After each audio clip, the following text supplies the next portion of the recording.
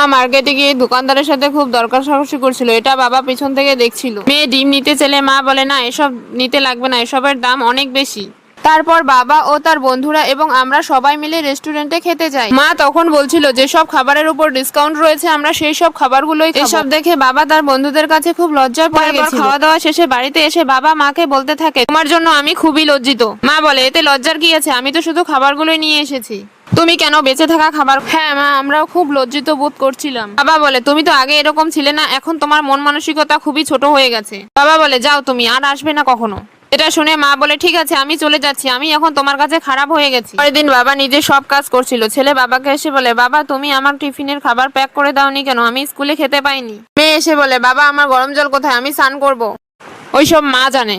বলে, গ্যাস শেষ হয়ে গেছে। এরপর বাবা গ্যাসের কার্ডটি খুঁজতে খুঁজতে একটি খাতা খুঁজে পায় যেখানে মাসিক খরচের তালিকা রয়েছে। এর মধ্যে লাইন কেটে যায় আর ছেলে বাবাকে এসে বলে, বাবা তুমি কারেন্ট বিল দাওনি কেন। আর তখনই বাবার মনে পড়ে এসব কিছুর দায়িত্ব তার মাকে দিয়েছিল। তার মা বলেছিল, তুমি নিশ্চিন্তে থাকতে পারো, আমি সবকিছুর দায়িত্ব নিলাম।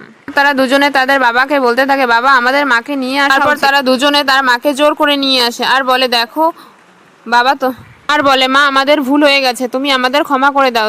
দেখো বাবা তোমার জন্য তোমার পছন্দের খাবার রান্না করেছে। ওই দিক থেকে বাবা ডাক দেয়, আসো তুমি খেয়ে যাও রাতের খাবার। এরপর তারা সবাই মিলে একসাথে খেতে বসে। বন্ধুরা, একজন মা তার পরিবারের জন্য সবকিছুই করতে পারে, কিন্তু আমরা সেই মাকে অনেক সময় ভুল বুঝে থাকি। মাকে ভালোবাসলে একটি লাইক করে যাও।